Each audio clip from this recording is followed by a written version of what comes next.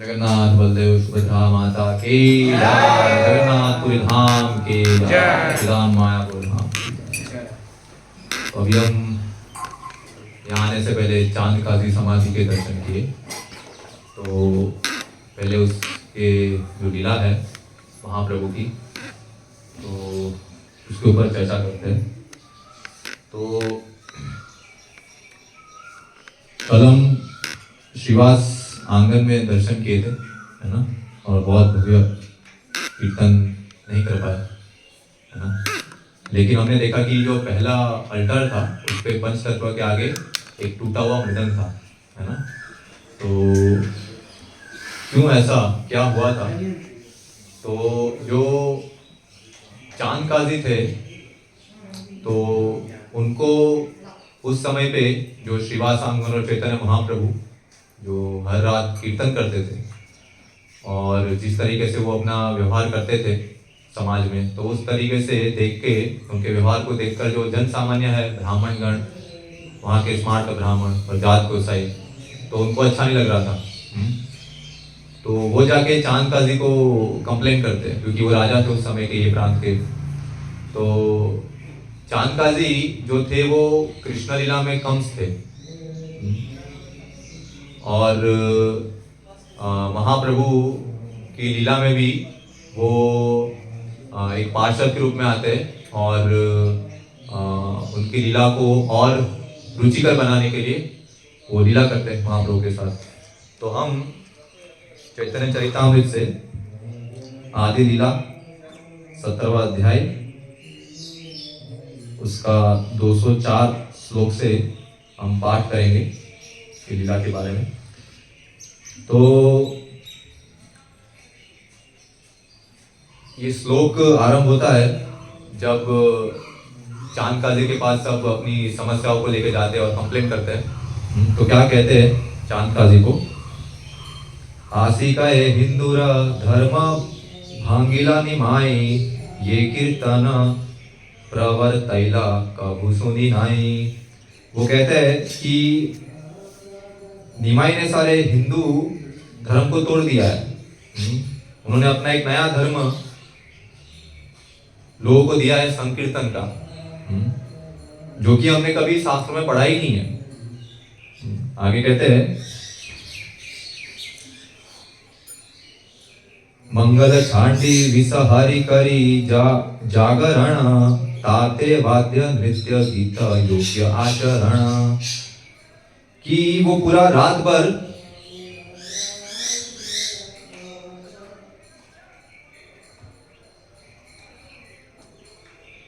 ये जो वाद्य है, मृदंग वाद्य, करताल, घंटा, वो बजाते रहते हैं। तो उससे परेशान होकर हम सो नहीं पाते वो कोलाहल से। इतना भव्य कीर्तन करते वो लोग कि वो नींद नहीं होती उनकी। तो जैसे ही हम देखते हैं कि हम कीर्तन करते, कोई डिस्टर्ब होता है, तुरंत कंप्लेन करते हैं ना, है ना। तो पहले से चला आ रहा है कि उनको ये अच्छा नहीं लगता है चीजें। तो वो आगे कहते हैं कि पूर्वे भाल छैल ए निमाय पंडित, गया हईते आसिया छालिया विपरीत। कि निमाई पंडित, जो चैतन्य महाप्रभु अपने बचपन में निमाई पंडित के नाम से जाने जाते थे। तो वहाँ पे वो गया गए थे, छोटे थे तो, और गया से उन्होंने शिक्षा प्राप्त की और यहाँ पे आके पंडित ही करते थे चैतन्य महाप्रभु। तो बहुत प्रख्यात थे निमाई पंडित के नाम पे। तो वो कहते हैं कि गया जब से गए तब से वो बदल गए, पहले अच्छे थे, है ना। हमारे साथ भी होता, आप अच्छे हो जब तक आप माला लेके नहीं चल रहे हो, जब माला लेके चलोगे तो अच्छे नहीं। और कहते हैं आगे कि ना जानी की खाना मत हाना नाचे गाय, हासे कांडे पदे उठे गड़ागड़ी आय। वो कहते हैं कि उनको पता नहीं है कि वो लोग क्या कर रहे हैं। हाँ, लोगों को डिस्टर्ब कर उनको पता नहीं है। पागलों की तरह नाचते, गाते, हंसते हैं, हाँ, प्रसाद लेते हैं, रोते हैं, हाँ, जमीन पे रोल करते हैं। उनको पता नहीं है, पागलों की तरह बिहेव करते हैं। ऐसा तो शास्त्र में कहीं पढ़ा ही नहीं हमने अभी तक। हाँ, और वो ऐसे प्रचार कर रहे हैं कि जैसे ये धर्म है हिंदू का। तो चांदका जी को कंप्लेंट करते वो लोग, तो याचना करते कि हमारी संस्कृति को आप बचाइए।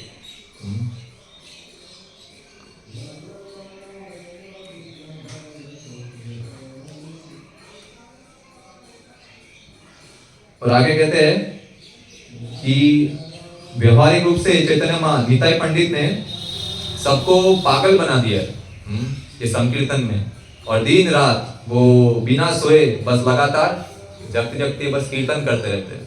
हम सो नहीं पा रहे। और उन्होंने अपना नाम बदलकर गौर हरि कर दिया है। निमाई के नाम से अभी वो कोई बुलाता है उनको तो सुनते नहीं है, कोई गौर हरि जोर से बोलता है तो तुरंत सुनते वो। और उन्होंने पूरा हिंदू जो रीति रिवाज है, हाँ, जो शास्त्र के अनुसार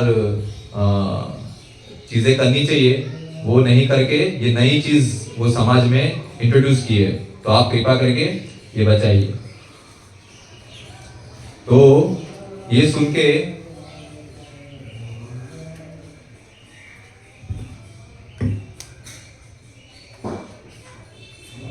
और एक दो श्लोक लेते हैं।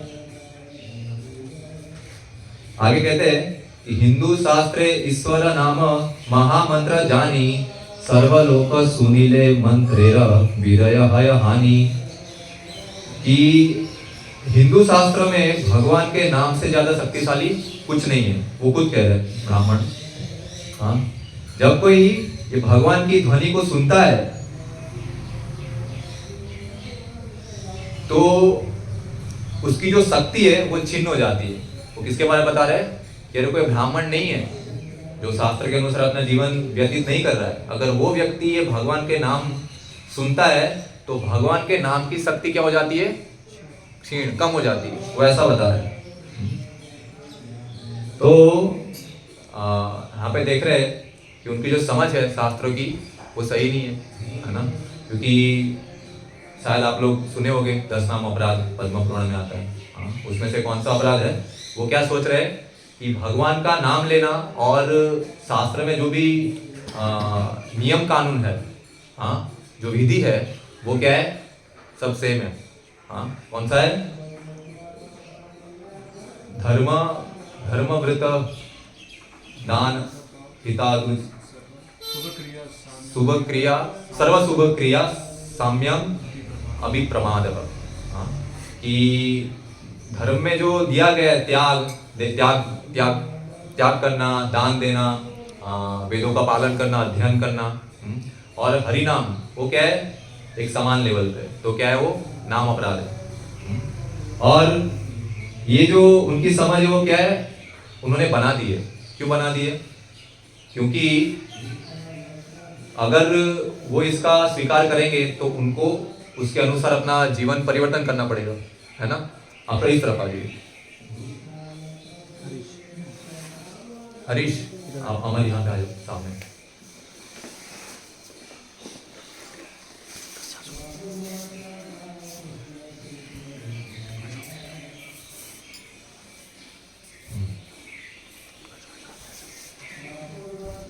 यहाँ पर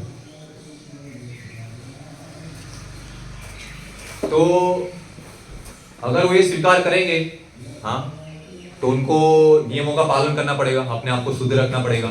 हाँ, उनकी जो मानसिक स्तर है, उनकी समझ है, उसको चेंज करनी पड़ेगी, है ना? जो कोई करना नहीं चाहता, अपने को बदलाव करना अपने में वो कितना कठिन होता है ना, हम देख सकते हैं।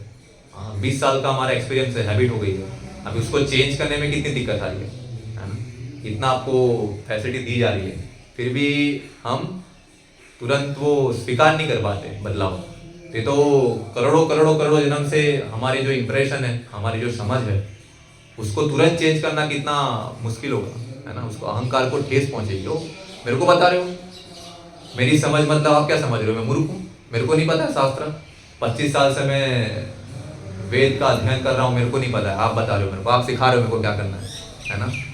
तो वो ऐसे लेते हैं जब कोई बताते हैं, है ना, शास्त्र के अनुसार ही। क्योंकि शास्त्र में है ना कि कले दोष निधे राजन हस्ती एक महान गुण कीर्तनादेव कृष्ण से मुक्त संग परम गति। कि कलयुग में इतने दोष है, उससे बचने का उपाय भी क्या है?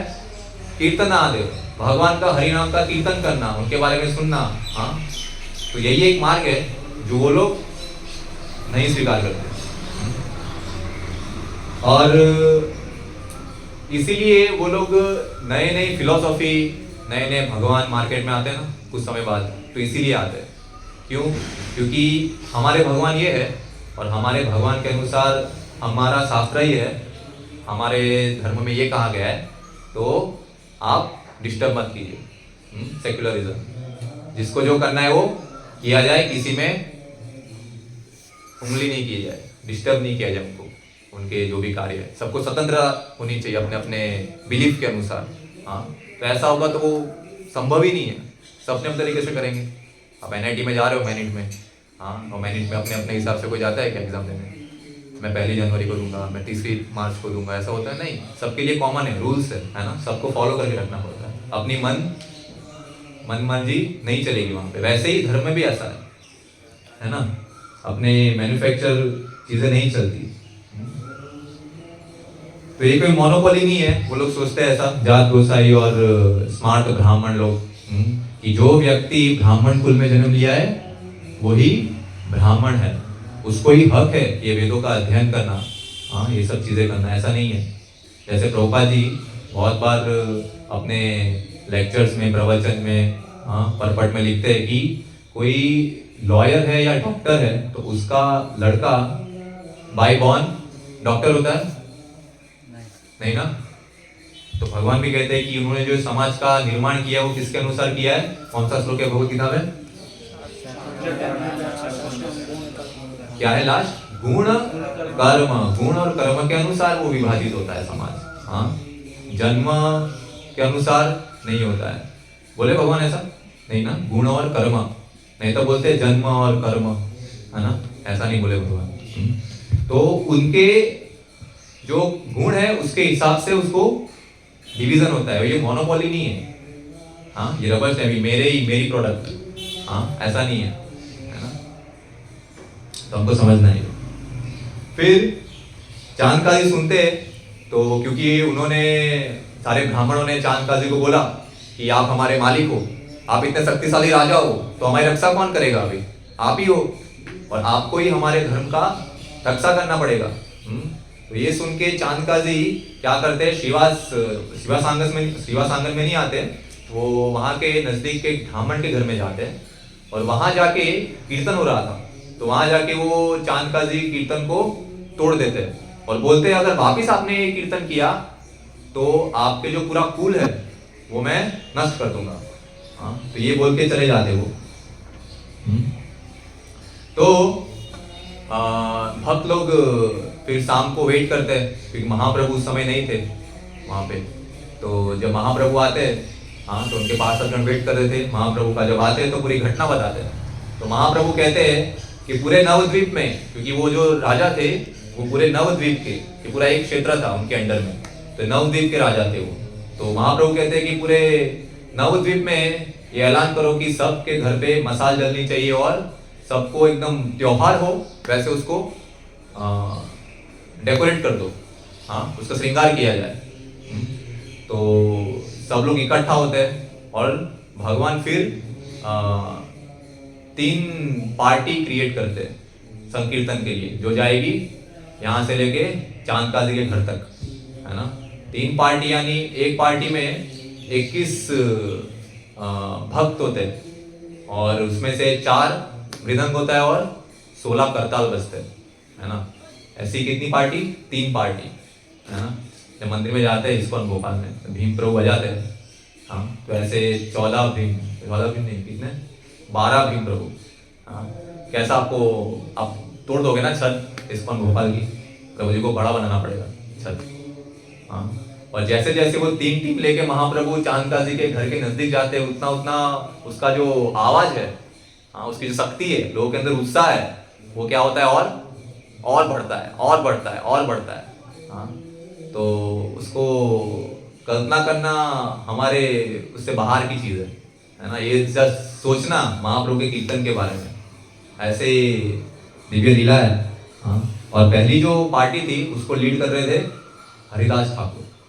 हाँ, इतने शुद्ध भक्त, उनके मुख से हम सुनेंगे तो क्या होगा, फिर दूसरी पार्टी लीड कर रहे थे अद्वैत आचार्य, और तीसरी पार्टी लीड कर रहे थे चैतन्य महाप्रभु स्वयं। तो ऐसे 3 पार्टी लेके, हाथ में मसाल लेके सब भक्तगण जाते हैं चांद काजी के घर के नजदीक। और चांद काजी के घर के नजदीक जाते हैं तो ये देख के चांद काजी को पता चल जाता है कि अभी सभी लोग आ रहे हैं। ये क्या था? ये था सबसे पहला सिविल डिसोबीडियंस। हाँ, स्वीकार नहीं करना सत्ता को, उनके खिलाफ जाना, विद्रोह करना, है ना। तो ऐसा विद्रोह किया जाता है। तो ये देख के चांद काजी घबरा गए और घर में छुप गए बंद करके। हाँ, क्योंकि जानते थे अभी मैं जाऊंगा तो लोग छोड़ेंगे नहीं मेरे को। हाँ, लोगों के अंदर इतना गुस्सा था। इसलिए तो फिर महाप्रभु शांति से, क्योंकि वो जानते थे कि सची माता थी उनकी मदर, उनके पिताजी का नाम पता है किसी को? क्या था? सची माता के नहीं, जगन्नाथ मिश्रा तो महाप्रभु के पिताजी का नाम था। हाँ, नीलांबर चक्रवर्ती। और नीलांबर चक्रवर्ती और जो चांद काजी है उनके पिताजी क्या थे? मित्र थे, है ना। तो वो जानते थे उनको अच्छी तरीके से, रिश्तेदार के तरीके से संबंध था। तो उसके अनुसार महाप्रभु ने कुछ ज्यादा विद्रोह नहीं दिखाया, शांत रहे और एक मैसेंजर को अंदर भेजा कि कृपा करके बस बात करनी महाप्रभु को। तो वो आए, फिर महाप्रभु और चांद काजी के बीच में चर्चा हुई, है ना। महाप्रभु कहते हैं कि आप हमको देख के छुप क्यों गए? ऐसा कौन सा रिश्तेदार होता है जो दूसरे रिश्तेदार को देख के छुप जाता है? महाप्रभु ऐसा बोलते हैं। तो चांद काजी को बताते हैं कि ऐसा कौन सा रिश्तेदार होता है कि इतने सारे लोगों को लेके आते और डराते हैं दूसरे रिश्तेदार को, इसलिए छुपना पड़ा मेरे को, है ना। तो उसके बाद चांद काजी महाप्रभु से बहुत सारे प्रश्न करते हैं शास्त्र के अनुसार। तो हम देखेंगे अभी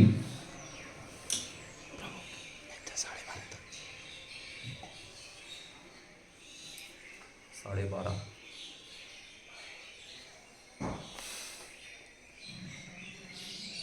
अभी पाठ करेंगे हम आदि लीला 17वां अध्याय 152वें श्लोक से।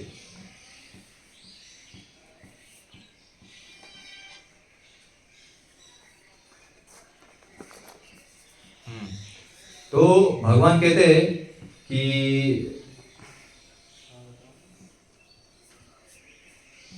मैं आया हूं मैं आया हूं आपके घर पे बस एक प्रश्न पूछने के लिए। तो चांद काजी कहते कि बताइए आपके मन में क्या है, हाँ मैं जानना चाहता हूँ। तो भगवान कहते हैं कि आप आपके धर्म में गौ माता का दूध पीते हैं, इसीलिए जो गाय है वो क्या है? माता के समान है। और जो बैल है वो क्या है? क्योंकि वो अन्न की उत्पत्ति करते हैं और हमारा पालन पोषण करते हैं, वो क्या है? हमारे पिता के समान है। महाप्रभु ये बताते हैं चांद काजी को। तो क्योंकि बैल और गाय जो हमारे पिता और माता है, तो आप उनको काट के कैसे खा सकते हैं? ये प्रश्न पूछते हैं महाप्रभु चांद काजी को। ये कौन सा धर्म का पालन करते हैं आप? ऐसे कौन से धर्म में लिखा है कि किसी के माता पिता को काट के खाना? ये प्रश्न पूछते हैं।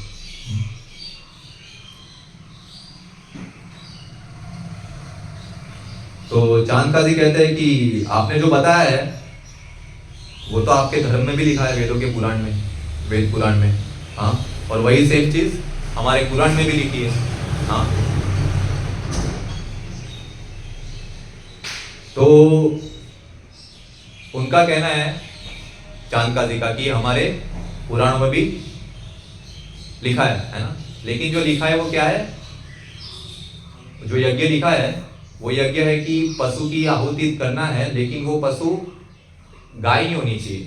गाय होनी चाहिए तो, अगर होनी चाहिए तो एकदम उम्र उसकी ज्यादा होनी चाहिए, वृद्ध। और जो भी ब्राह्मण गौ माता को यज्ञ में आहुति देता है तुरंत उसको नया जीवन प्रदान होता है, उच्च योनि में उनको जगह दी जाती है। उस तरीके से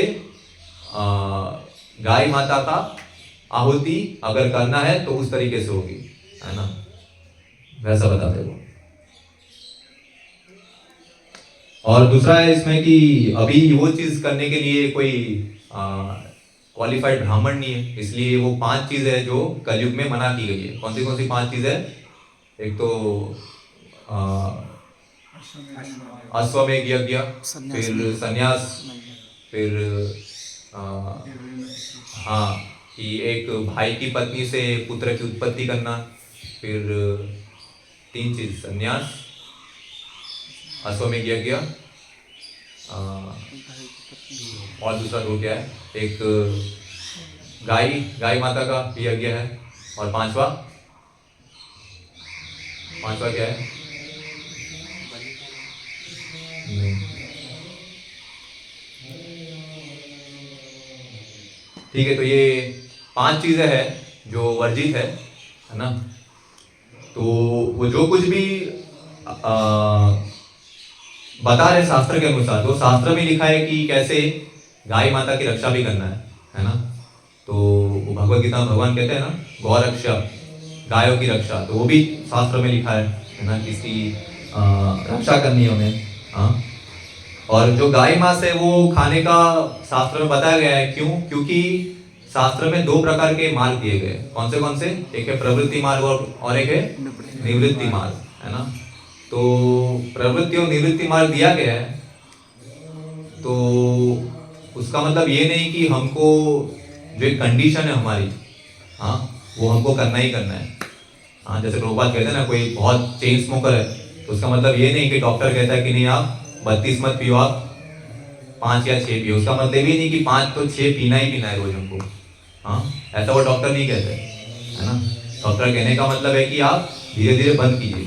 हाँ, तो प्रवृत्ति मार्ग से हमको हमारी चेतना निवृत्ति मार्ग तरफ लेके जानी है, ये हमारी चेतना होनी चाहिए। हमारी जो आदतें हैं जो शास्त्र के विरुद्ध है, वो धीरे धीरे उसको कम करना है और शून्य कर देना है ना। वो हमारी चेतना होनी चाहिए, इस पे हमारा फोकस होना चाहिए। और गाय मांस, अगर कोई मांस खाना है तो गाय का मांस तो खाना ही नहीं है ना।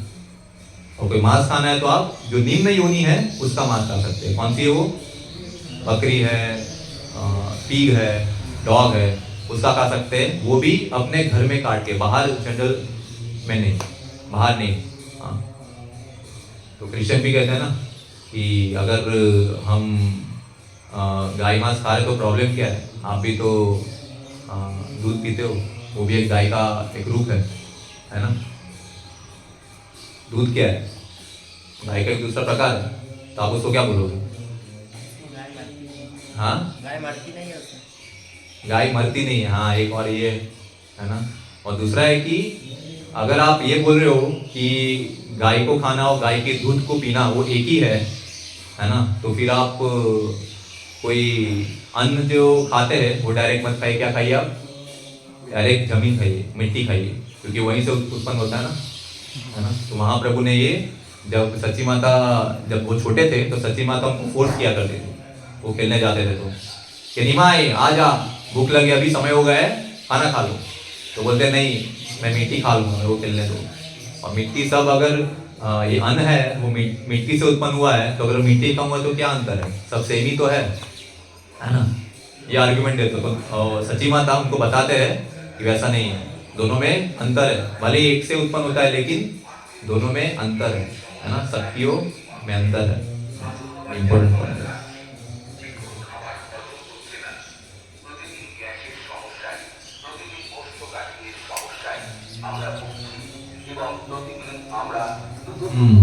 निवृत्ति मार्ग और प्रवृत्ति मार्ग हो गया। वो कहते हैं आगे,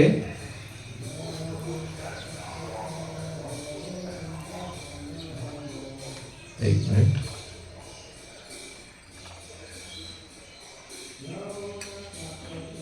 तो तोमार वे देते आछे गोवधेरे वाणी, अतएव गोवध करे बड़ बड़ मुनि। तो चांद का जी चैतन्य महाप्रभु को चैलेंज करते हैं, जैसे वो बहुत बड़े एक पंडित हो। वो कहते हैं कि शास्त्रों में ये अनुमोदित किया गया है कि गायों की हत्या करनी चाहिए। और बहुत से लोग ये गौ माता की हत्या करते हैं, हमने डिस्कस किया।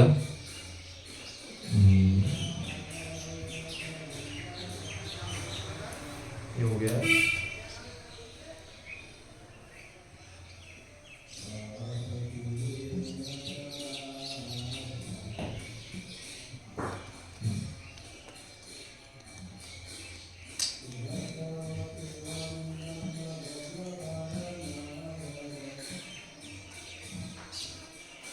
तो ये आर्ग्यूमेंट देने के बाद महाप्रभु बताते उनको कि तोमार जी हईते नार वध मात्र सार नरक हईते तोमार नाही कनिस्तार। कि जो मुस्लिम है क्योंकि वो गौ हत्या करते हैं और उसके बाद वो गौ माता को प्राण नहीं दे सकते, तो इसलिए आपको ये हक नहीं बनता है कि आप गौ माता की हत्या करो, है ना। तो आप ये जो कर रहे हो कार्य वो क्या है, एक पापपूर्ण कार्य है और उसकी गति क्या है, बहुत बहुत बहुत खराब गति उसकी। हाँ, अपने आप को जानबूझ के आप नरक की तरफ लेके जा रहे हैं, ऐसा महाप्रभु बताएंगे अभी। कि गो अंगे यत लोम तत सहस्र वत्सर गोवधीरौरव मध्य पसे निरंतर। तो महाप्रभु कहते हैं कि जो गाय माता की हत्या करता है वो रौरव नाम के एक नारकीय ग्रह में प्रवेश करता है और कब तक रहेगा वहां पे, जब तक जिस मुस्लिम ने गौ माता की हत्या की है और वो गौ माता के शरीर पे जितने भी बाल है उतने बाल के सालों तक वो रौरव नामक नारकीय ग्रह में वो रहेगा, उसको यातना भुगतनी पड़ेगी। हाँ, इतना कष्टदायक पीड़ा है वो। तो ये डिस्कशन होता है। तो जो कोई भी व्यक्ति अपनी इंद्रिय भोग को बढ़ावा करने के लिए शास्त्र के अनुसार जो कार्य करते हैं वो एक्चुअली उनकी खुद की हानि पहुंचाते हो। हाँ, क्योंकि जो शास्त्र है वो शास्त्र जो नाम है उसका मतलब क्या पता आपको, शास्त्र मतलब शस्त्र, है ना। तो शस्त्र कब चलाते हैं, शस्त्र कब चलाते हैं, जब सामने से फोर्स, अथॉरिटी को फोर्स करना पड़ता है ना, तब जाके शस्त्र का उपयोग होता है। शास्त्र मतलब एक धातु है संस्कृत में सस, तो वो धातु सस का मतलब ही है कि किसी पे रूल करना, किसी को कंट्रोल करना। तो कंट्रोल दो तरीके से होता है, कौन से तरीके से, एक बाय फोर्स वेपन से और दूसरा होता है अपने इंजंक्शन, रूल्स रेगुलेशन, उसको पालन करवाने से, है ना। तो दोनों में ये पीछे मोटिव रहता है कि उनको कंट्रोल किया जाए, है ना। तो ये जो शास्त्र है वो शास्त्र कोई सामान्य व्यक्ति ने नहीं लिखा है कि हम मन चाहे तब उसको चेंज कर सकते हैं हमारे मोटिव के अनुसार, हमारी इच्छा को पूर्ण करने के अनुसार, ऐसा संभव नहीं है ना। कि शास्त्र लिखा है उस महान आत्माओं ने, हाँ, जो ये जो 4 डिफेक्ट्स है हमारे अंदर, पता है सबको 4 डिफेक्ट्स, आपको पता है 4 डिफेक्ट्स हमारे अंदर कौन कौन सी है। हाँ, भ्रम, प्रमाद, विप्रलिप्स और कर्ण पाठव, है ना। ये 4 हमारे अंदर डिफेक्ट्स है, पता है ना आपको 4 कौन से भूल करते हैं हम, है ना। फिर इल्यूजन में रहते हैं, फिर हाँ भूल करते हैं, मिस्टेक करते हैं, इल्यूजन में रहते हैं, फिर दूसरों को चीट करते हैं, है ना। और चौथा कौन सा है, अपूर्ण इंद्रिय, हमारी इंद्रिया अपूर्ण है ना, हम जान नहीं सकते सब कुछ। तो ये 4 इंद्रियों के अनुसार जो कोई व्यक्ति लिखेगा वो कैसा होगा, अपूर्ण, है ना। लेकिन ये जो शास्त्र लिखे वो पूर्ण व्यक्तियों ने लिखे है। इसीलिए जो पहले कहा गया था कि गाय माता का जो मूत्र होता है वो क्या है, बहुत पवित्र है ना। लेकिन वो पहले मानते नहीं थे, गोबर है, मूत्र है ना। लेकिन अभी वो मान रहे, साइंस के अनुसार मान रहे, है ना। तो शास्त्र क्या है, एकदम हर समय के लिए, हर देश के लिए, हर पात्र के लिए वो लागू होता है, आप उसको चेंज नहीं कर सकते, है ना।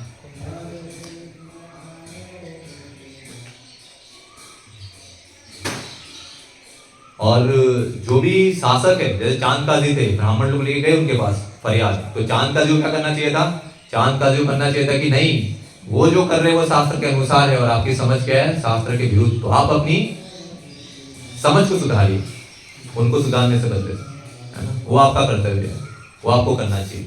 लेकिन अगर जो शासक है वो ऐसा नहीं करेगा तो क्या होगा, लोग अपना अपना तरीके से शास्त्रों का खंडन करेंगे, नए नए धर्म लाएंगे और समाज को हानि पहुंचेगी। समाज जो है वो खुशहाल तरीके से कार्य से नहीं हो पाएगा, है ना।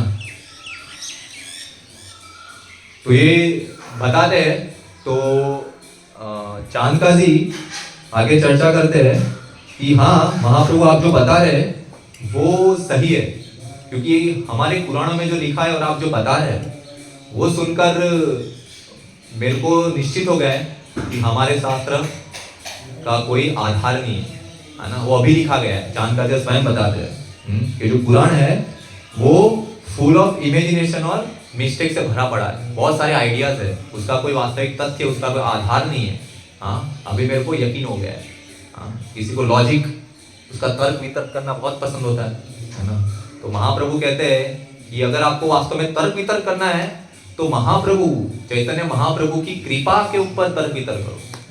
अगर आप समझोगे, कौन सा श्लोक है वो, कि श्री कृष्ण चैतन्य दया करीले विचार, विचार करीले चित्ते पाए चमत्कार, है ना। कि अगर आप चैतन्य महाप्रभु की कृपा के ऊपर विचार करोगे तो चकित हो जाओगे कि इतने चैतन्य महाप्रभु उदार है कि हमारी कोई योग्यता नहीं है यहाँ पे बैठना भी धाम में। हाँ, फिर भी महाप्रभु उदारता से हमको अलाउ करते हैं यहाँ पे आने के लिए और हम दर्शन देते हैं हमको, है ना। तो ये महाप्रभु की उदारता है। तो ये सुन के, ये इस पे सोच विचार करके हमको समझना चाहिए चीजों को। हाँ, तो इतना भव्य महाप्रभु की कृपा है। और उसके बाद चांद काजी बताते हैं कि कैसे उस दिन, जिस दिन उन्होंने मृदंग तोड़ा, उस दिन भगवान नरसिंहदेव उनके सपने में आए, है ना। तो भगवान नरसिंहदेव आते हैं, हाँ, तो जैसे ही आते हैं उनको बताते हैं कि आपने ये जो किया है मृदंग तोड़ना, वो क्या है, बहुत अपराध है भक्तों के प्रति। अगर वापिस आप करोगे तो आपको मैं छोड़ूंगा नहीं, है ना, क्योंकि आपने कोई भक्तों को नुकसान नहीं पहुंचाया, इसलिए मैं आज इस बार आपको छोड़ दे रहा हूँ। अगर वापिस आपने ऐसा किया या फिर आपके अंदर कोई अधिकारी ने ऐसा किया तो मैं आपको और आपके सारे आने वाले जो का कौम है तो सबको मैं नष्ट कर दूंगा। हाँ, तो जोर से दहाड़ते हैं ये बोलने के बाद। तो ऐसा जब दहाड़ सुनते हैं तो उनकी नींद उड़ जाती है और सो नहीं पाते वो। हाँ, जब तक ये चर्चा नहीं होती महाप्रभु से। और वो दिखाते हैं कि कैसे शरीर पे अभी भी वो घाव का निशान है ना। तो दिखाते हैं चांद काजी महाप्रभु को। तो ये दिखा, हम देख सकते हैं कैसे प्रहलाद महाराज के लीला में भी जब हिरण्यकशिपु जब प्रहलाद महाराज को दंड देते हैं तो उनकी रक्षा के लिए नरसिंह भगवान भी अवतरित होते हैं भक्तों की रक्षा करने के लिए। हाँ, तो भगवान हर एक बार जब भी कोई आतती अपने भगवान के शुद्ध भक्त को कुछ नुकसान करते हैं या भक्ति में बाधा लाते हैं तो भक्तों की शरणागति और बढ़ाने के लिए, हाँ, और लीला में रसास्वादन करने के लिए भक्तों के साथ भगवान स्वयं अवतरित होते हैं अलग अलग रूप में। हाँ, हर एक युग में, हर एक अवतार में ये उद्देश्य होता है। क्या उद्देश्य होता है? परित्राणाय साधूनां विनाशाय च दुष्कृताम्। हाँ, और असुरों का क्या दो कार्य है उसके पूरा विपरीत। हाँ, अधर्म की स्थापना करना और भक्तों को जो सूरगण है उनको हमेशा चिंता में रखना। हाँ, हम देख सकते हैं प्रभुपाद के समय पे प्रभुपाद कितना प्रचार के लिए संघर्ष किए, लेकिन जो असुरगण थे, हाँ, चांद काजी के फॉलोअर थे, उन्होंने कितना प्रयास किया दबाने का। हाँ, जैसे मेलबोर्न में कितने सारे केस थे ब्रेन वॉशिंग के, यूएस में, लेकिन अगर वो समझे तो वो सुधर गए, वो जीत गए भक्तगण केस, है ना। तो चांद काजी भी ऐसे ही थे ना पहले। तो उन्होंने जब विचार रखा उनका तब वो समझे तो उन्होंने स्वीकार किया, है ना। तो ये बहुत तर्क पूर्ण है। हाँ, कोई डॉगमेटिक नहीं है, कोई भ्रांत धारणा नहीं है ये कृष्णा कॉन्शियसनेस। तो हमको उसको अच्छे से समझना है, हमारे जो भी डाउट्स है उसको रखना है ना। अगर आपको उसका लॉजिकल आर्गुमेंट नहीं मिल रहा है तो बात बोलिए, होगा ही नहीं ऐसा। आपको सारी चीजों के आर्गुमेंट मिलेंगे, वो चीज के भी आर्गुमेंट मिलेंगे जिसमें प्रसाद कम लेना है, उसके भी सारे आर्गुमेंट होंगे। और जब भक्तों जबरदस्ती करेंगे तो उसके भी आर्गुमेंट है कि प्रसाद ज्यादा क्यों लेना है। तो दोनों के आर्गुमेंट भक्तों के पास मिलेंगे, है ना। तो भक्त बहुत चतुर होते हैं कृष्णा कॉन्शियसनेस दूसरों को देने में।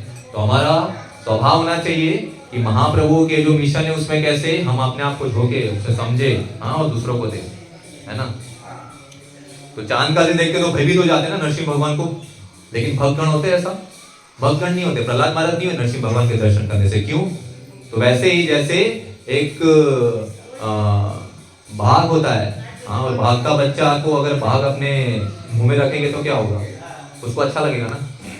लेकिन वही बाघ अगर किसी और जीव को अपने मुख में रखे तो खत्म हो गया वो, है ना। तो वैसा ही है ना। तो ये हमको ये समझना है कि भगवान कोई भी रूप में आए, अगर हम भगवत चेतना में है ना, तो हम उनको स्वीकार करेंगे, भगवान की भव्यता को, उनकी लीला को, उनकी कृपा को स्वीकार करेंगे। नहीं तो हम हमारी अगर काम वासनाओं में, हमारी इच्छा पूर्ण करने में अगर रहेंगे तो हम हमेशा भयभीत रहेंगे। हाँ, भक्तों के बीच में रह के भी हमेशा भयभीत, क्यों? अंदर इच्छा है हमारी, है ना, बेचैन रहेंगे। प्रभु आज जाना है, अभी यहाँ पे लेक्चर है या लीला से लेने आ रहे प्रभु, थोड़ा रेस्ट, थोड़ा ये, है ना, तब भयभीत रहता है ना, बेचैनी रहती है, क्यों? हमारी इच्छा नहीं है, हम स्वीकार नहीं करते इसलिए, है ना। तो ये जो लीला है उस समय उससे हमको समझना है ये जो महाप्रभु की जो कृपा है, हरिनाम संकीर्तन, उसको कैसे ग्रहण करें, हाँ, उनको स्वीकार करें, तार्किक रूप में उसको स्वीकार करें। और ये जो स्थल है राजापुर के जगन्नाथ मंदिर, तो यहाँ पे ये जो स्थल है वो जगन्नाथपुरी से क्या है, अभिन्न है। ऐसा मत सोचे कि हम जगन्नाथपुरी 3 दिन बाद जाएंगे, आप ऑलरेडी जगन्नाथपुरी में है ना, और उसका प्रसाद भी आपको अभी मिलेगा, है ना। तो वहां पे कथा आती है कि 17वीं सदी में एक राजा थे, उनका नाम था रक्तबाहु, है ना। तो रक्तबाहु बहुत क्रूर राजा थे, तो मुगल राजा थे, और उनका स्वभाव है, जैसे हम देखते हैं जयपुर और वृंदावन के वैष्णव मंदिर में क्या करते हैं वो, उनका बाई स्वभाव है कि भक्तों को प्रॉब्लम में डालना। इतने सारे उन्होंने लूट किया वहां पे भी, तो वही सेम चीज ये जो राजा थे रक्तबाहु, वो जगन्नाथपुरी के मंदिर में वो अटैक करने के लिए सोच रहे थे ऐसा, कि वहां पे भगवान को हटा दूं मैं वहां से, है ना। तो ये सेम चीज जो वहां के हेड पुजारी थे उनके स्वप्न में आया कि ऐसा करके एक रक्तबाहु जो राजा है यहाँ का, वो 2-3 दिन में आने वाले और जगन्नाथपुरी को, भगवान को अटैक करने वाले। तो ये दूसरे दिन जैसे ही स्वप्न देखा तो पुजारी ने भगवान को बताया, तो भगवान को बताया तो उसी दिन भगवान उनके सपने में आते हैं और बताते हैं कि आप क्या कीजिए कि आप मेरे को लेके जंगल के रास्ते से, क्योंकि जो रक्तबाहु है वो अपनी सेना को लेके मुख्य रास्ते से आएगा, तो आप क्या कीजिए कि मेरे विग्रह को लेके आप कहाँ चले जाइए, जंगल के थ्रू बंगाल की तरफ जाइए, है ना, आप वो कीजिए। तो जैसा भगवान बताते हैं तो वैसा वो करते हैं, हाँ, भगवान को लेके वो निकलते जंगल के रास्ते से। तो यहाँ पे क्वेश्चन हो सकता है कि ऐसा क्यों, हाँ, ऐसे क्वेश्चन करते हैं ना, जैसे मोहम्मद घोरी थे गुजरात में, तो बहुत लूट के चले गए श्रीरंगम मंदिर, मुगलों ने कितना अटैक किया, कितना रत्न जवेरात सोना, कितना संपत्ति था हमारे पास, वो सारा लेके गए। तो कोई सोच सकता है भगवान है, भगवान का मंदिर है, तो भगवान ये जो असुर लोग हैं और असुर की जो प्रवृत्ति है उनको भगवान क्यों आज्ञा देते हैं, हाँ, उनको क्यों पूरा करने में मदद करते हैं? उनका प्रश्न होता है ना ऐसा, भगवान है तो बचा सकते हैं, हाँ, ऐसा क्यों करते हैं भगवान? तो भगवान करते हैं क्यों? क्योंकि भगवान को धर्म की स्थापना भी करनी है, साथ में बताना है कि क्या सही है, हाँ?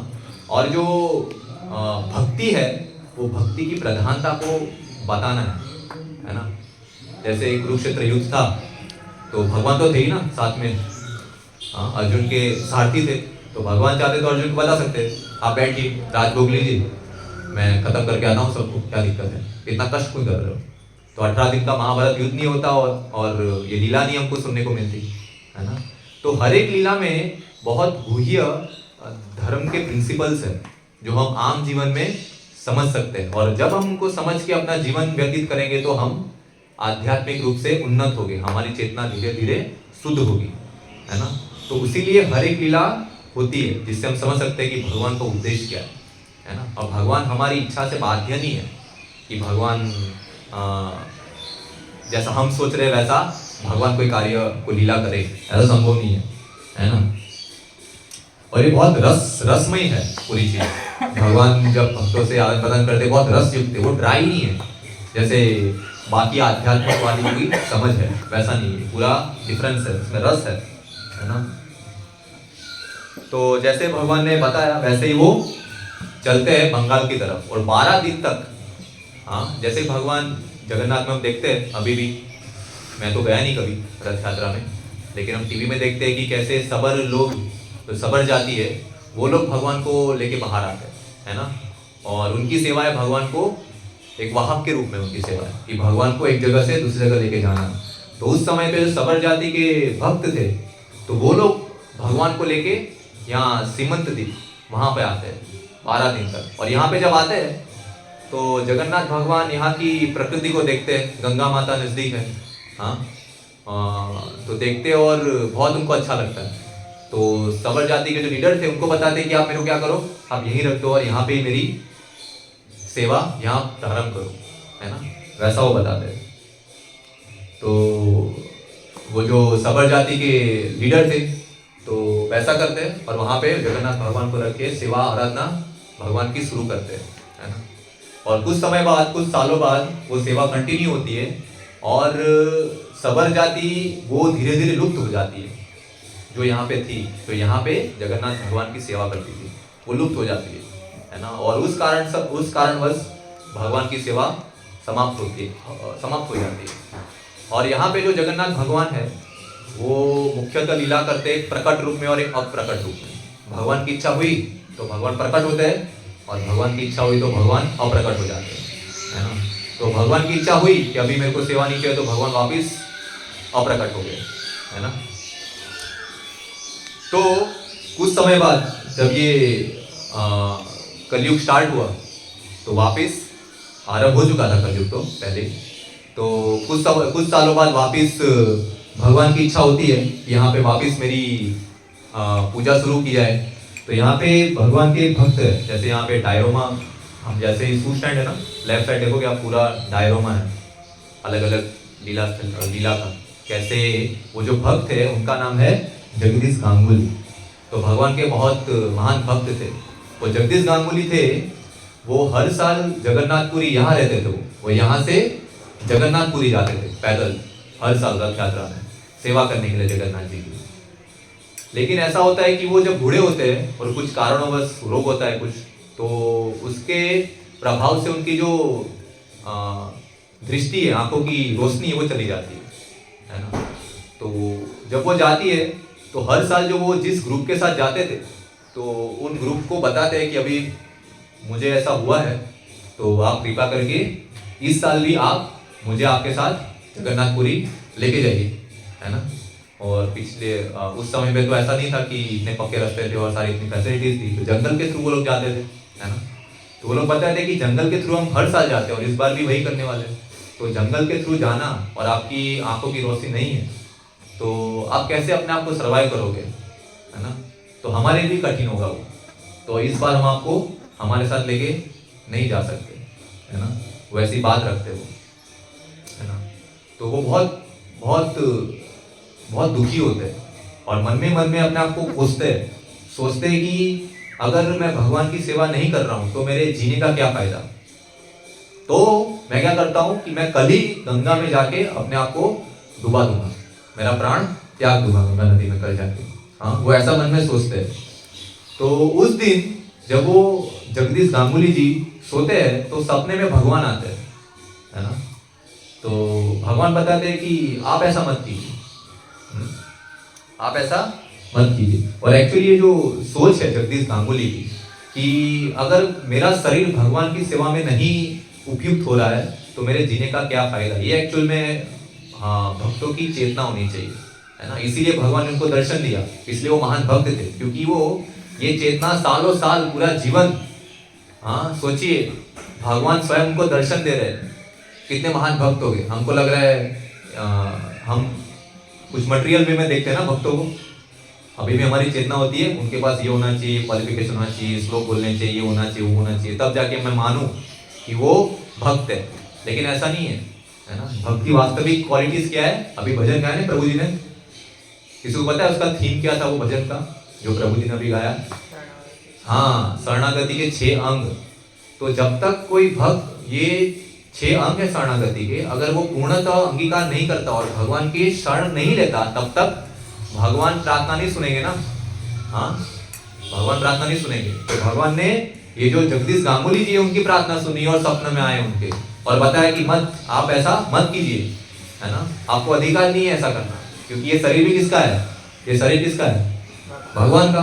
तो भगवान की सेवा में यूज होना चाहिए, है ना। दूसरा और उसका उपाय क्या है, कोई उपयोग नहीं है ना। तो भगवान आते हैं और ये जो चेतना है वो हमारे आचार्य गणों में दिखते हैं हमको। भक्ति विनोद ठाकुर के भजन दिखते हैं, अभी हमने गाया। और कौन सा भजन है भक्ति विनोद ठाकुर जी का, जिसमें आप ये जो उनके भाव है, ये कि क्या काम का, मैं इतना पापी हूँ, मैं इतना अधम हूँ, सभी भजनों में आता है।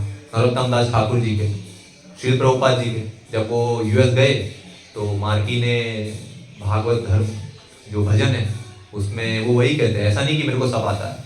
वो क्या कहते हैं कि मैं, आप नचाइए, आप जैसा मेरे को नचाना चाहते हैं नचाइए, मैं क्या हूँ, मैं तो एक बस लकड़ी से बनी एक कष्ट जो पुतला होता है ना, कठपुतली, मैं वैसा हूँ। आपकी जैसी इच्छा है वैसा मेरे को खींचिए और मेरे को नचाइए, है ना। तो ये वास्तव में एक भाव होता है शुद्ध भक्तों का। लेकिन अभी आप देखोगे अगर किसी को जज करना है ना कि वो वास्तविक में भक्त है कि नहीं, तो ये भाव, ये जो लक्षण है, ये बहुत आपको प्रधान, बहुत फोकस रखना चाहिए इस पे। हाँ, और जो यूट्यूब पे हम देखते हैं बाकी सारे बहुत सारे लोग, हाँ, या कृष्णा कॉन्शियसनेस में आए उससे पहले हम लोग यूट्यूब पे देखते हैं ना, बहुत सारे मायावादी लोग हैं जो क्या बोलते हैं कि हम खुद भगवान बन सकते हैं, लेकिन वो चेतना क्या है, संभव नहीं है ना। तो हमको ये चेतना समझनी है हमको। और जैसा ही हम सोचते हैं, ये भी एक पॉइंट है कि कभी कभी हम कुछ सेवा करते हैं तो सेवा में क्या हम माहिर हो जाते हैं, है ना। तो जब माहिर होते हैं तो हम सोचते हैं अभी मैं बढ़िया कर रहा हूँ, है ना। तो जैसे हम सोचते हैं मैं बढ़िया कर रहा हूँ तो तुरंत ही क्या करती है, माया एंटर करती है ना।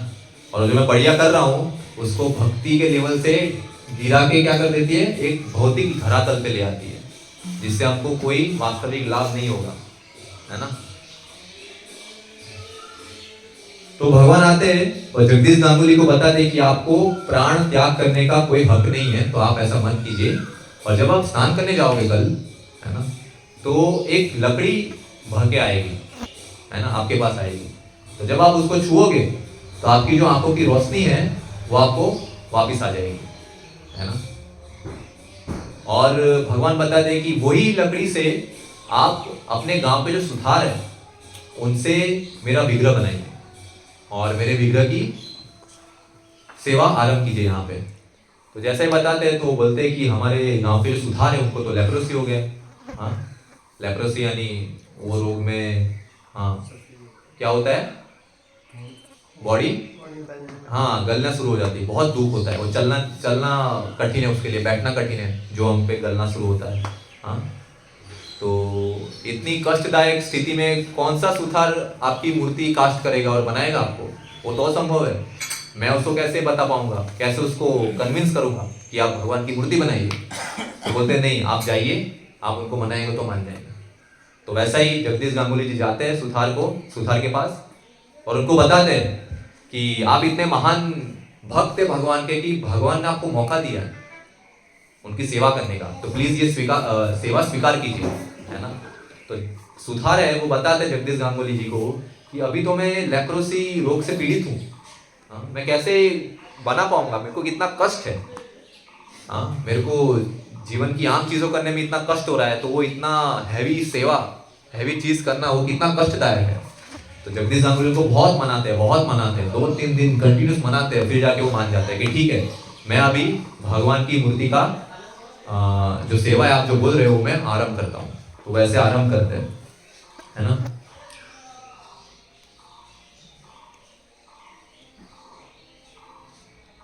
तो हाँ, और भगवान बताते हैं और कि ये जो जगह है उसके पास में एक नीम का पेड़ होगा बहुत बड़ा, तो उसी के लकड़ी से आप बलदेव जी और सुभद्रा माता का भी उसी नीम से विग्रह बनाइए, है ना। तो वो ऐसा विग्रह बनाते हैं और कुछ सालों बाद सेवा कंटिन्यू होती है और वापिस वो सेवा, भगवान की इच्छा होती है तो वो सेवा बंद हो जाती है ना। वापिस ऐसा होता है क्योंकि भगवान स्वतंत्र है, तो भगवान की इच्छा है तो भगवान वापिस अप्रकट हो गए। तो कुछ सालों बाद वापिस जगन्नाथ जी सोचते हैं कि सेवा मेरी शुरू होती है। तो 1958 में, हाँ, जब प्रभुपाद जी आए यूएस, उससे पहले कितने साल पहले, 7 साल पहले, तो 7 साल पहले भगवान की वापिस इच्छा होती है कि यहाँ पे वापिस मेरी सेवा शुरू की जाए, तो ये भगवान जानते थे कि यहाँ पे कुछ सालों बाद क्या होगा, विदेशी लोग आएंगे, हाँ, जो उनको जगन्नाथपुरी में अलाउ नहीं किया जाए, तो भगवान स्वयं यहाँ पे आते हैं और कृपावश उनके दर्शन देते हैं। सोचे होगे, है ना, मैंने सुना है ऐसा। तो एक यहाँ पे युवा बालक थे, उनका नाम है यामिनी घोष। हाँ, तो यामिनी घोष क्योंकि भगवान यहाँ से चले गए थे, बहुत सालों तक ये वीरान था पूरा एरिया, तो यहाँ पे जंगल जैसा हो गया था और यहाँ पे कोई आना चाहता ही नहीं था। मैं सोचता था कि ये एरिया तो भूत वाला एरिया है, यहाँ पे नहीं आना है, तो डरते थे लोग। लेकिन यामिनी घोष यहाँ से कोई दूसरी जगह जा रहे हैं, तो जैसे ये एरिया में आए, तो ये एरिया में जैसे आते हैं तो बहुत बड़ा एक वृक्ष का पेड़ सामने गिरता है। तो उन्होंने भी सुना था कि ऐसा ऐसा चीज़ है ना, तो उनको और डर लगता है कि हाँ मैंने सुना था वो सच है। तो जैसे ही वो पेड़ देखते हैं कि गिर गया है, वो तुरंत डर के मारे बेहोश हो जाते हैं, है ना, और धीरे धीरे होश में आते हैं। जैसे होश में आते हैं तो उनको एक आवाज़ सुनाई देती है, बस सामने कोई खड़ा नहीं है, उनको आवाज़ सुनाई देती है कि आप इतना डरे क्यों, खड़े होइए और अपनी जहाँ गति है वहाँ आगे बढ़िए आप, ऐसा वो बोलते हैं। तो यामिनी घोष बोलते हैं कि आप कौन हो, आप उसको डरा क्यों रहे हो। तो भगवान बोलते मैं कहाँ डरा रहा हूँ, आवाज़ बोलती है मैं कहाँ डरा रहा हूँ, मैं तो आपको मदद कर रहा हूँ। बोले आप मेरी मदद करना चाहते हैं तो मेरे को नवद्वीप जाना है, यहाँ से दूसरे द्वीप में जाना है गंगा पार करके, मेरे को हेल्प कीजिए। तो बोले आप आगे बढ़िए, मैं तो हेल्प करने के लिए रेडी हूँ। तो उनको बेहोश थे, वो शक्ति नहीं थी, गिर गए थे। सडनली वो खड़े होते और दौड़ते, और ऐसा दौड़ते कि बिना नाव के गंगा नदी को पार कर देते हैं। अच्छा, पार कर देते हैं तो रुकते और होश में आते, अरे मैंने क्या किया, है ना। तो जब वो रुकते हैं तो वापिस भगवान प्रकट होते हैं, किसके सामने, क्या नाम था उनका, यामिनी घोष भक्त। तो उनके सामने भगवान प्रकट होते हैं और तब से भगवान को बताते हैं कि आप यहाँ पे आइए और ये जगह पे सेवा शुरू कीजिए। तो ये जो जगह थी, वो जगह थी, आप देखोगे डायरामा के एंड पे जब जगदीश गांगुली का खत्म होता है, उसके बाद और एक भक्त का नाम आता है, किसने पढ़ा है, क्या था उनका नाम, फटिक चैटर्जी। तो ये जो जमीन थी वो उनके नाम पे थी, फटिक चैटर्जी के नाम पे, है ना। तो आप वहाँ पे सेवा शुरू कीजिए। तो फिर यामिनी घोष आते हैं और ये फटिक चैटर्जी के को पूरी लीला बताते हैं। और जैसे ही जिस दिन वो आते बताने के लिए लीला के बारे में, तो उसी दिन क्योंकि भगवान यहाँ पे थे जमीन के अंदर दबे हुए, तो वहाँ से आवाज आती है, कृपा करके मेरे को यहाँ से बचाइए, मैं बहुत प्यासा हूँ, हाँ मैं बहुत प्यासा हूँ, मेरे को पानी चाहिए, कृपा करके मुझे दीजिए। तो ऐसा जब सुनते हैं तो वो जो फटिक चैटर्जी थे वो भी भगवान के भक्त थे, है ना। तो वो सुनते और वो अग्री करते हैं कि ठीक है, अभी यहाँ अब से भगवान जगन्नाथ की सेवा शुरू होगी, है ना। तो वहाँ से फिर सेवा शुरू होती है। और कब तक रहती है, क्योंकि जब फटिक बेनेट चैटर्जी थे वो धीरे धीरे वृद्ध होते हैं और 1989 वहाँ तक वो सेवा करते हैं और फिर सोचते हैं कि अभी मैं इतना वृद्ध हो चुका हूँ, अभी सेवा कंटिन्यू करना बहुत मुश्किल है मेरे लिए, है ना। और उस समय पे वो ये जो मंदिर जगह है वो किसको देते हैं, इस्कॉन के भक्तों को, क्योंकि यहाँ पे मायापुर का बहुत बड़ा मंदिर बन रहा था। यहाँ पर उपाध्याय कितने सारे फॉरेन डिवोटीज है, वो देखते थे कि इतना ये लोग शास्त्र के अनुसार अपना जीवन जीते, बहुत सीरियस है ये लोग, हाँ, तो उनको दी जाए। तो वो फिर इस्कॉन को देते हैं, है ना। तो वैसे वहाँ से फिर इस्कॉन को ये जगह मिलती है और यहाँ पे भगवान जगन्नाथ, बलदेव और सुभद्रा जी की सेवा शुरू होती है ना। तो जब ये इस्कॉन मंदिर मिलता है हमको, इस्कॉन को, तो यहाँ के इंचार्ज है हिज होलीनेस जयपताका स्वामी महाराज। तो जब मिलता है तो पुजारी लोग क्या करते हैं कि जगन्नाथ भगवान की सेवा शुरू कर देते हैं, राजभोग खिलाना, है ना। हर भोग भगवान को भव्य रूप में जो बनाते थे वहाँ पे, वो क्या करते थे, वो एक्स्ट्रा बनाते थे जगन्नाथ, बलदेव और सुभद्रा माता के लिए, है ना, वो लेके आते थे पुजारी, है ना। तो ऐसा कुछ हफ्ते चला। तो और उस समय उस दरमियान क्या हुआ कि ये जो जमीन है उसका डॉक्यूमेंटेशन, स्टैंपिंग, लीगल प्रोसीजर सब बची हुई थी, पूरी तरह इस्कॉन के नाम पे नहीं हुआ था। और ये चीज़ को लेना देना थी पुजारी को, मैनेजमेंट में नहीं हुई, है ना।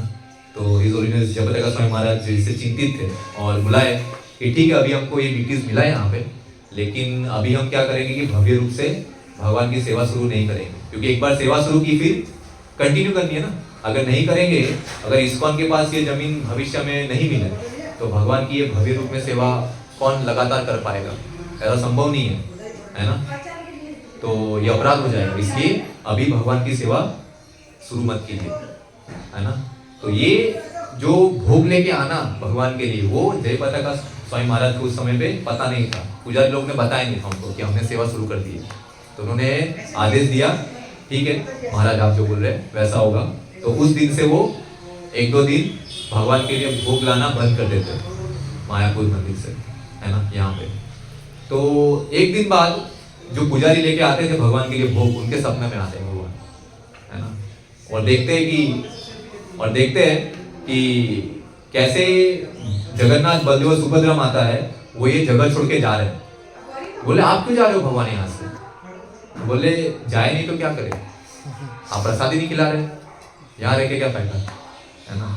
तो ये चीज फिर दूसरे दिन महाराज को बताते हैं। तो महाराज जब सुनते हैं तो बताते हैं कि आपने मेरे को पहले क्यों नहीं बताया? अगर आप बताते तो मैं बोलता ही नहीं, आपको आदेश देता भगवान की सेवा बंद करने के लिए। तो ठीक है, अभी आप भगवान की सेवा कंटिन्यू कीजिए। हाँ, तो तब से भगवान की सेवा फिर भव्य रूप से यहाँ पे हो रही है, और धीरे धीरे फिर ये क्षेत्र डेवलप होता है। और इसकी बहुत सारी लीलाएं है ना। तो अभी समय हो चुका है, तो अभी सुनेंगे बाद में। हाँ, जो आप ही सुन सकते हैं, यूट्यूब पे है। और नाम अर्थ में जाएंगे तो वहाँ पुस्तक भी है, जगन्नाथ भगवान, यही जगन्नाथ जी के कथा के बारे में जो लिखा है, हिज ग्रेस पंकजांगरी प्रभु और उनके भाई जननिवास प्रभु, है ना। तो बहुत अच्छी है, कोई चाहे तो बुक ले सकते हैं या फिर सुन सकते हैं, ठीक है। हरे कृष्णा। जगन्नाथ बलदेव सुभद्रा माता की जय, जगन्नाथपुरी धाम की जय।